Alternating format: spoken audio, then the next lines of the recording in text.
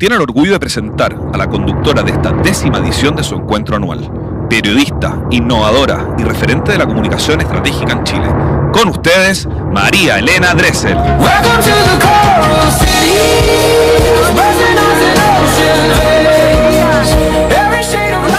¿Cómo estamos? Buen día. ¿Cómo está el ánimo?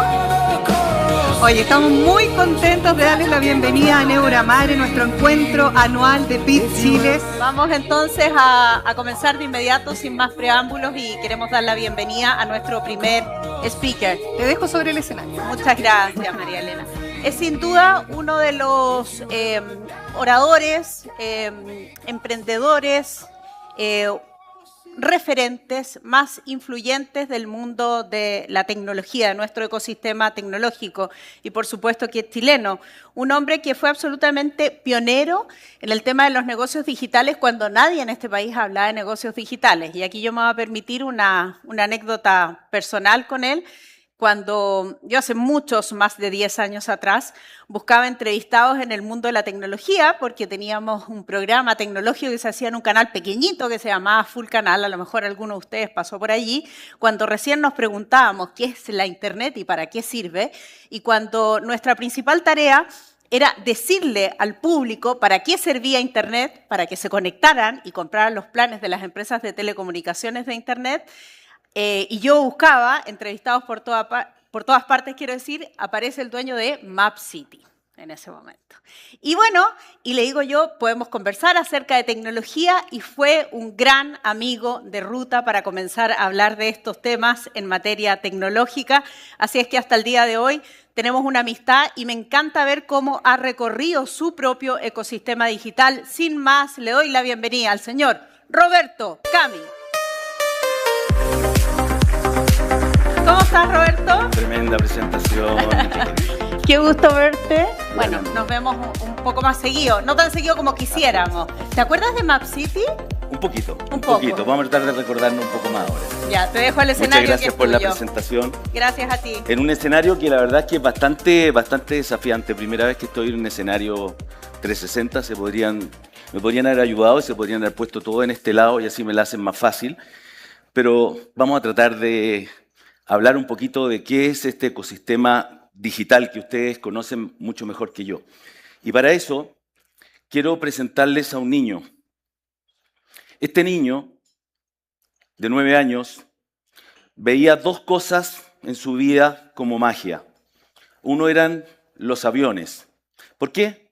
Porque los aviones permitían transportar personas, transportar historias, transportar sueños de un lugar a otro. Cada vez que miraba hacia el cielo, estos aviones no sabía por qué podían volar. Evidentemente no sabía de tecnología, no sabía de ley de Newton, de física, mucho menos de Bernoulli. Pero sabía que los aviones volaban y eso era magia para él.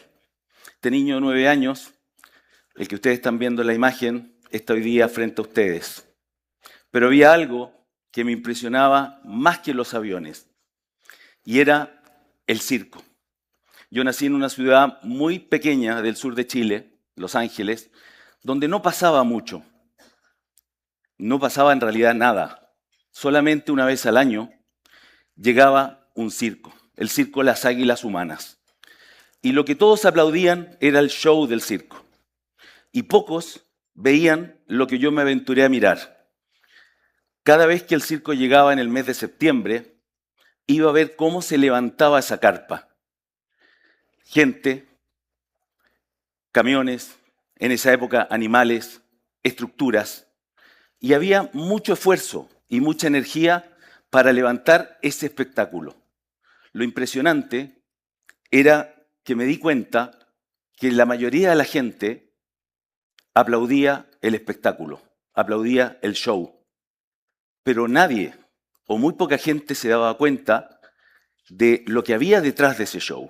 Todo ese esfuerzo para lograr ese espectáculo lleno de magia. Hasta que años después le puse nombre. Y el nombre es infraestructura. La infraestructura invisible que permite que las cosas pasen, que la magia ocurra y que poca gente aplaude.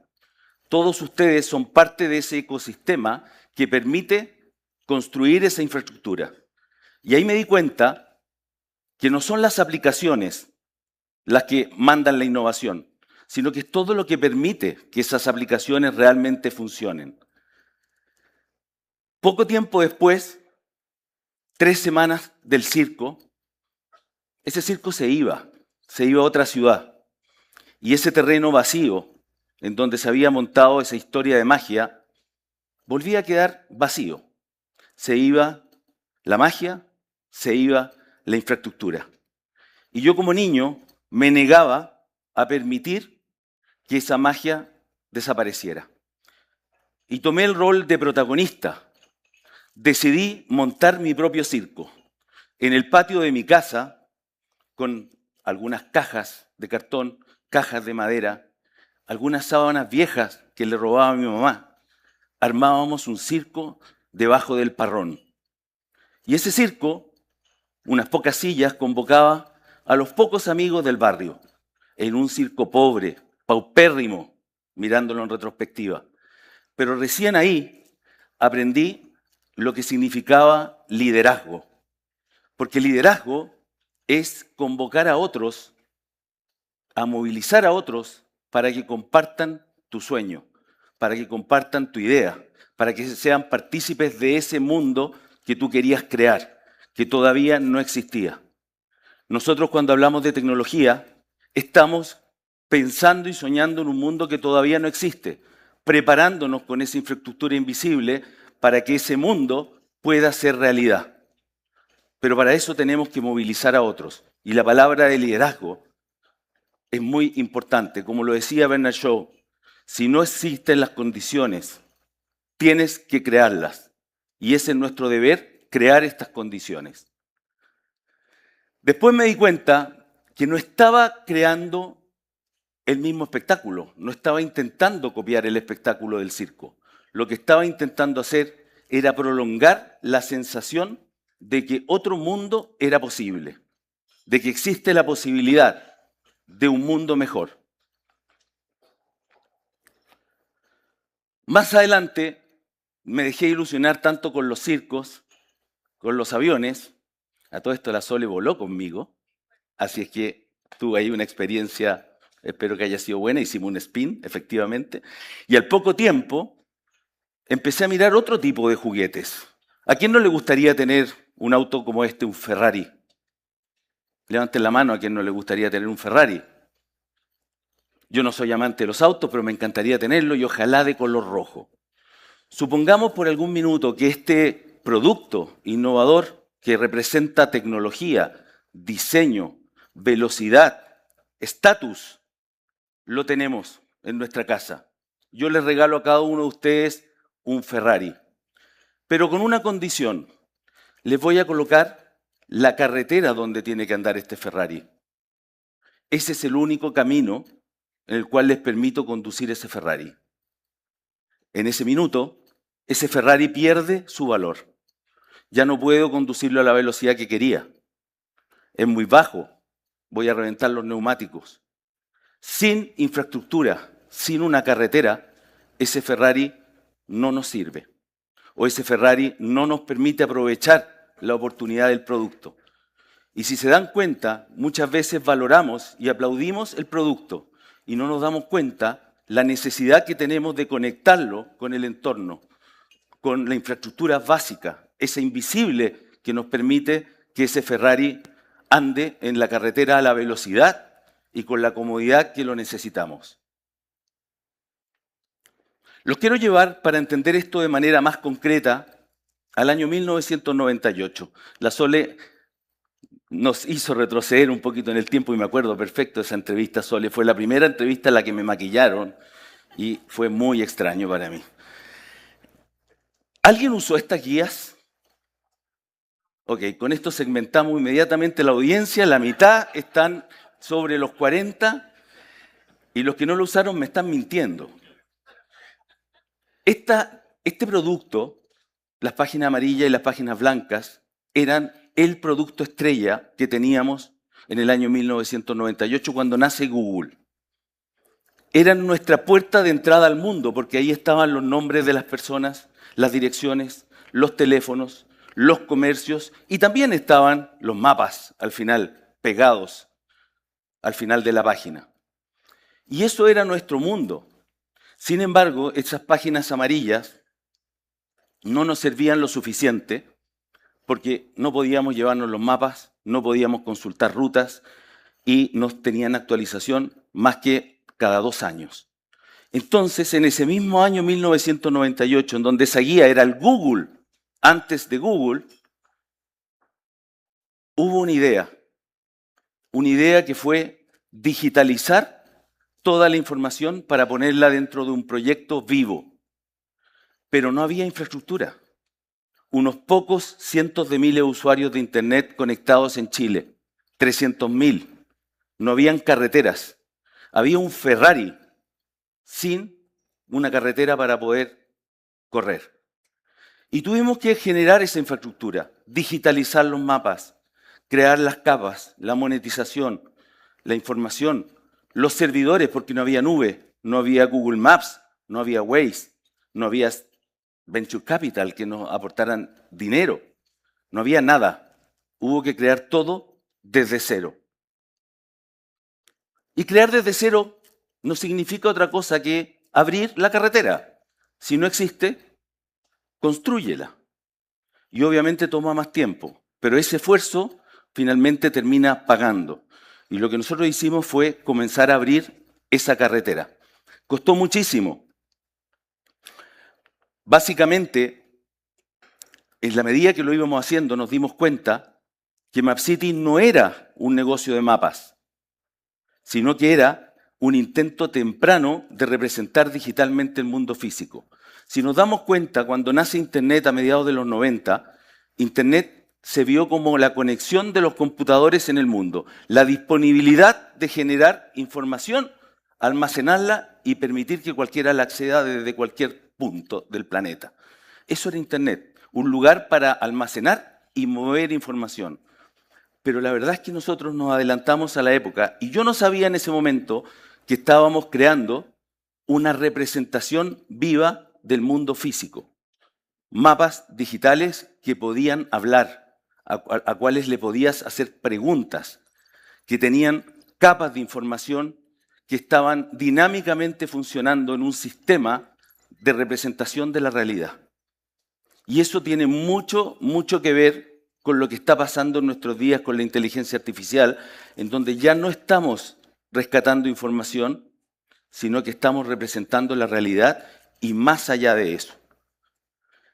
Nosotros hoy día le podemos preguntar a los mapas dónde poner un nuevo local comercial, dónde abrir una nueva ruta, cómo se van a afectar nuestras zonas si es que hay una inundación. Le podemos hacer la pregunta que queramos porque son mapas vivos. Pero eso no fue siempre así. En el año 2000 logramos poner el primer mapa en un teléfono celular Nokia. Como podrán ver, el mapa que está puesto en ese teléfono es ilegible. No servía para buscar direcciones, pero ahí estaba. Estaba en el teléfono Nokia porque recién se había levantado un protocolo de comunicación WAP, Wireless Application Protocol, que tenía una velocidad de transmisión muy baja que nos permitió poner un mapa en el teléfono, aunque fuese inútil. Y eso era innovar. Innovar sin carretera. Innovar sin infraestructura, pero innovar al fin. Si nosotros tenemos que mirar los últimos 30 años en la revolución que ha sido la tecnología desde el inicio de Internet, yo creo que lo podemos separar en 3 grandes capas o en 3 grandes momentos. El primero, el de los datos. Internet como un lugar para transportar datos, almacenar información, conectar computadores. Eso todos lo sabemos, páginas web, teníamos documentos y nosotros teníamos la posibilidad de acceder a todo ello desde cualquier parte. Maravilloso, el mundo accesible desde nuestro computador. Pero una segunda etapa fue la que justamente les comenté que nosotros en MapCity habíamos creado sin darnos cuenta. La etapa de la representación, donde comenzamos a representar nuestra realidad.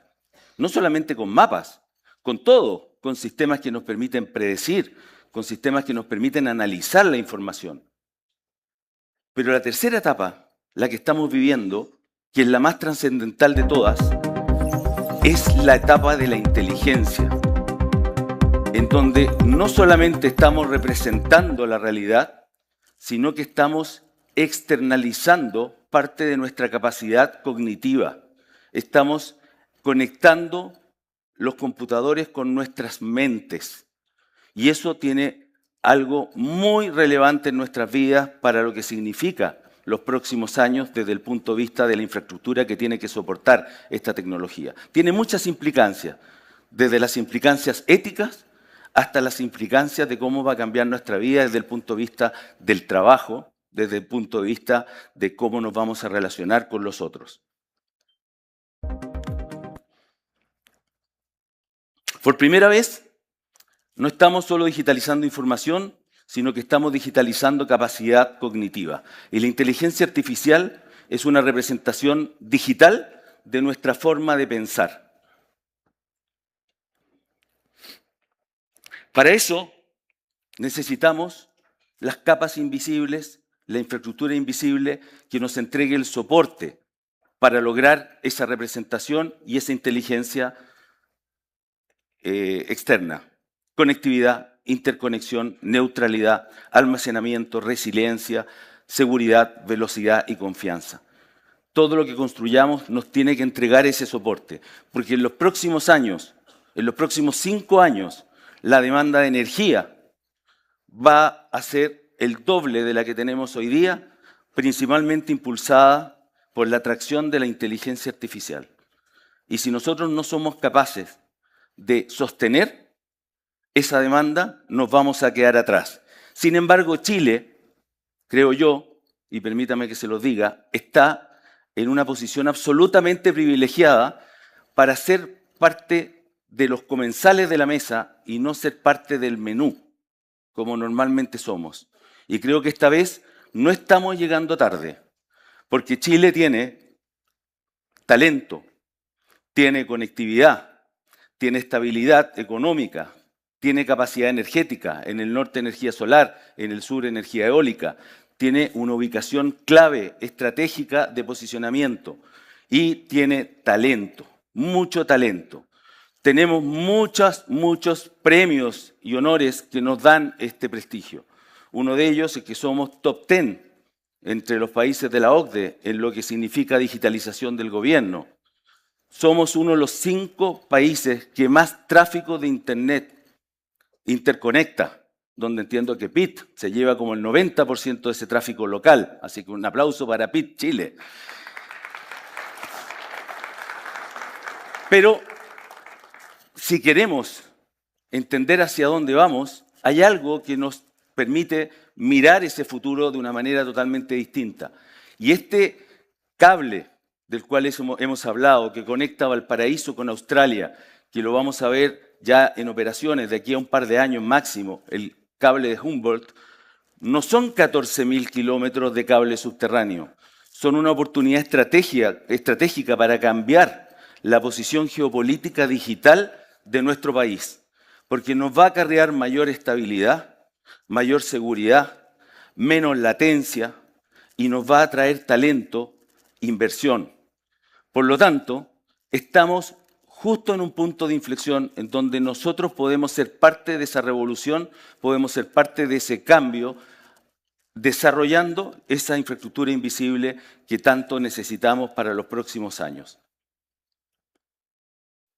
Muchas veces pensamos que la innovación ocurre en lo que vemos. La aplicación, la interfaz de ChatGPT, el nuevo robot. Sin embargo, la verdadera magia, y esto es algo que aprendí en el circo, estuvo en la infraestructura invisible, que es lo que hace posible que nos imaginemos nuevos mundos. No nos olvidemos que detrás de cada innovación hay infraestructura invisible que la permite. Muchas veces no es muy aplaudida, pero es la que realmente hace posible que eso ocurra. Al inicio, soñé con volar. y me convertí en piloto. En el circo, soñé con mantener ese show en el patio de mi casa y construí empresa.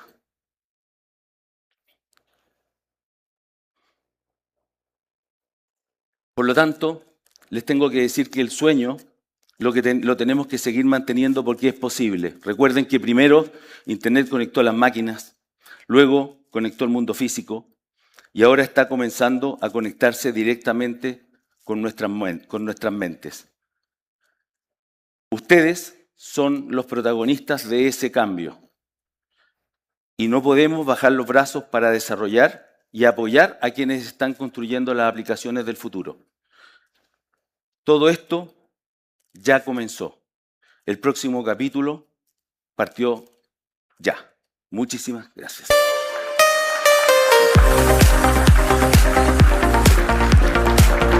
Muchas gracias.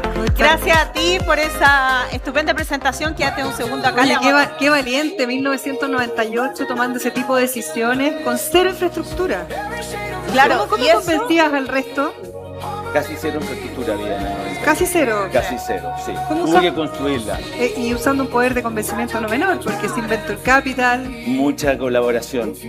mucha colaboración que yo creo que sigue siendo muy válido hoy día, tener colaboración. Así que nos colaboraron en ese momento grandes empresas y pudimos construirla en conjunto, pero fue mucho más difícil. Ahora, lo que Roberto nos recuerda es algo súper importante, que hacemos de esto una historia, ¿no?